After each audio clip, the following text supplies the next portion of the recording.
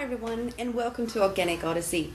Today we'll be starting off my Organic Odyssey, which I've been doing for a few years now, but because my last veggie patch was claimed by my husband as a rock crawling pit for his remote control four-wheel drive, I had to find a new one. So let's go start and take you on the tour of my brand new veggie patch. Okay, let's go. Now before we get to the garden bed, just thought I'd take you on a little tour of all my little seedlings or Jiffy pots, the seeds that I've actually sown so far. And these things, if you're not sure, these things here are called Jiffy pots. They start off life in a packet. Like in Australia, these are the only ones that I've known of are these here.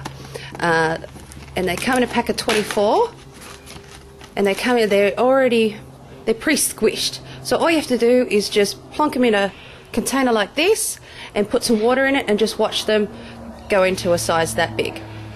So all these are all my new veggies to be. All that there is carrots. I have had an absolutely horror trip with carrots. I think this is going to be my last effort with carrots. Because I've just had no luck at all. The only ones that I've had grow were one, and it was about that big, so it was about 5 centimeters. But anyway, so they're all my carrots. In here is rock melon and watermelon. In here is cucumber, corn, I think some capsicum, and we've got Roma tomatoes, lettuce. I'm not too sure if I said cucumber or not, but and peas here. So also silver beet, and I think that's it actually. So that's a great start to the spring, which it is right here in Australia. So we'll now go on to our veggie patch. Now this, ladies and gentlemen, is my veggie patch. I'm so proud of this. Actually, I'm so proud of my husband for helping me make this. It's 6 meters long by 1 meter wide. It won't do our family, which is 2 adults, 1 child, but it'll do the majority of the veggies throughout the year.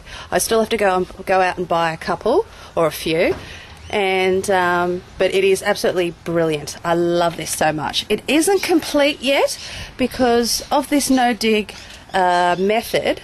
I just wanted to let everything settle down first before I start adding the last layer of topsoil or potting mix and then the final layer of mulch.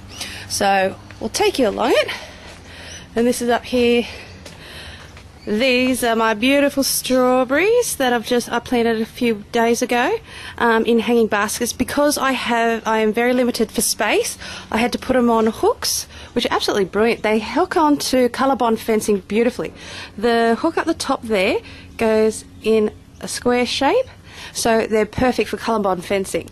And I just put a little bit of mulch over the top of the soil as well.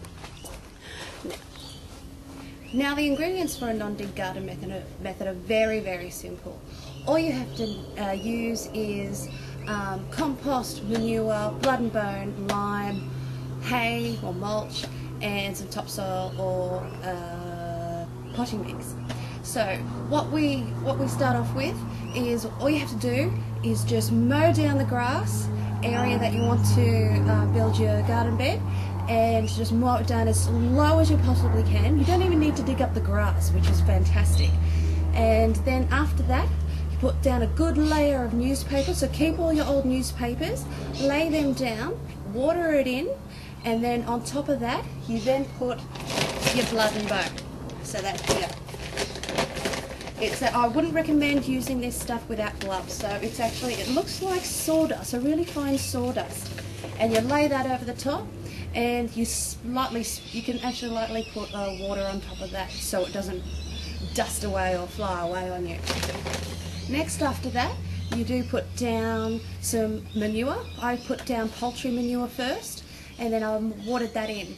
After that is the compost. I put a lot of bags of compost in, as well as my own compost. You can, at this stage, because it's so low, you can actually put in food scraps that haven't decomposed yet in your compost if you do have one.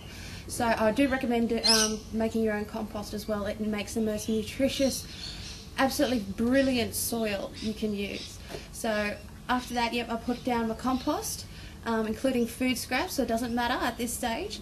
Water that down so it settles a bit. Then after that, you put down your lime, sprinkle your lime over, and water that down again. Put down more compost, more manure. At this stage I used cow manure because I didn't actually have any more poultry manure, so I had to go get some cow manure. And more compost, no food scraps at this point because we're getting to the top layers. And water that in, make sure it sprinkles down really well. Don't compact it with your feet or your hands or anything, just water it down. After that is your last layer of topsoil. So topsoil potting mix, you can actually use humus as well. And after that is the mulch layer, which we use here. I use organic sugarcane mulch, which just looks like straw or hay. Or you could use any type of mulch you really wish to. I use that because I can dig it back in, as most mulches you can. But if you use rock, obviously it's not going to be as effective when you dig it back in after harvest has happened. So I also use on top of that, just to be safe, I also use an organic fertilizer, which comes in pellet form, and I just sprinkle that over the top. And you will not need to use any type of fertilizer after that until after the harvest. So that is the non-dig garden method. And after this, we'll go over to my herbs. Now we're out the front of my house because, as I said before, I'm really limited for space. And these are the 4 herbs that I do grow. It's oregano. Because it's just the start of spring, everything's a little bit worse for wear. All these little dead shoots that I'm breaking off now are dead from the winter time. These are all the beautiful new growth from the warming weather of spring. Next we have is my rosemary. I absolutely love rosemary. I use it a lot, and I don't really care what dish I use it in, I use it. And the fragrance, especially near the house, in front of the front door, it's absolutely divine. If we had smell-o-vision, I'd put that on. But if you want to know, rosemary is great for lamb dishes. Oregano is great for Italian, Greek dishes. Over here we have the thyme. It's a little bit woody at the moment because it's coming out of the winter season, as I said before. But you see all these new shoots, it's absolutely just as fragrant as the thyme. So I use this a lot in every dish. If it requires a really strong herb, your dish, thyme and rosemary are great for that. Next we have my very sad looking sage. Sage is great for chicken dishes, but it's a very mild tasting herb itself. I can't see the point in using it with chicken, even though it's meant to be for chicken. See all these new shoots? This is all from the springtime. So I'm very proud, except for this one, which I've got to make sure that this is in peak condition for the spring and summertime.